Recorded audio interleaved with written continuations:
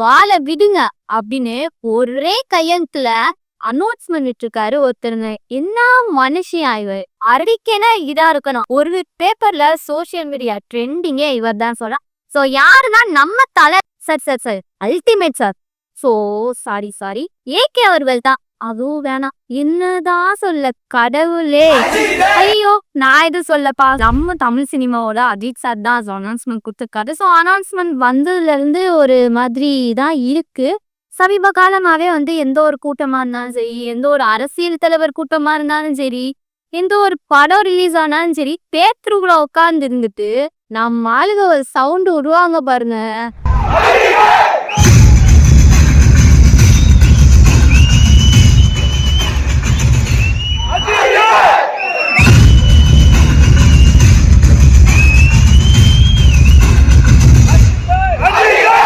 எல்லா இடத்துலயுமே இந்த சவுண்ட் கேட்டுக்கிட்டே தான் இருக்கும். சார் அதுவுமே ஒரு வைப்பா தான் இருக்குல்ல. என்ன பண்ண அது ஏதாவது ஒரு கூட்டத்துக்குள்ள போனோம் அப்படின்னாலே இந்த சவுண்ட் வந்தாதான் அந்த வைப்பு ஒரு ஹைப் ஏறுது அப்படின்னே சொல்லலாம்.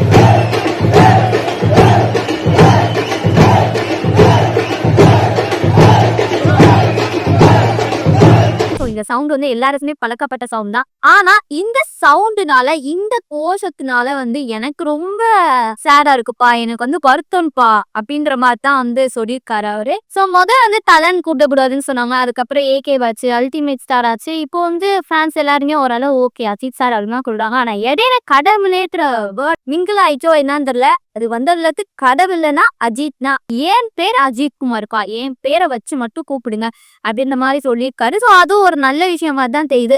ஆனா எந்த ஒரு விஷயம் நடந்தாலும் சரி, நீ தலை பேனா தளபதி பேனா அப்படி கேட்கும் போது தலைனா யார எங்களுக்கு அஜித் சார் தான் அப்படின்ற மாதிரி தான் தெரியுது. சரி என்னதான் நீங்க மாத்தி நீங்க பேசினாலும் எங்களுக்கு தலைனா அஜித் தான் அப்படின்னு ஃபேன்ஸ் ஒரு பக்கம் சொல்லிட்டு இருந்தாலும் அவரோட பேச்சை நம்ம கேட்கனால சோ நம்ம இனிமே அஜித் சார்னே சொல்லலாம் அப்படின்ற மாதிரி தான் இருக்கு. சோ அவருமே ரொம்ப வருத்தப்பட்டு தான் சொல்றாரு. இந்த மாதிரி ஒரு நிகழ்ச்சியா இருக்கட்டும், கூட்டமா இருக்கட்டும், இந்த மாதிரி கடவுளே அப்படின்னு சொல்லிட்டு அவர் மென்ஷன் பண்ணியே சொல்லியிருக்காரு.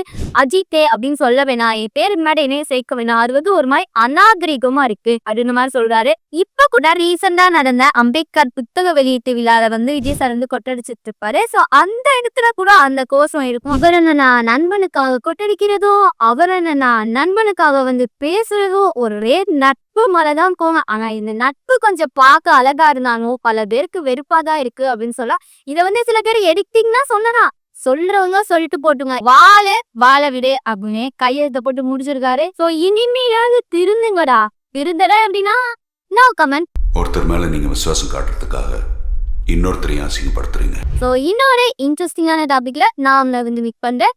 சோ அதுவரையும் பாய்.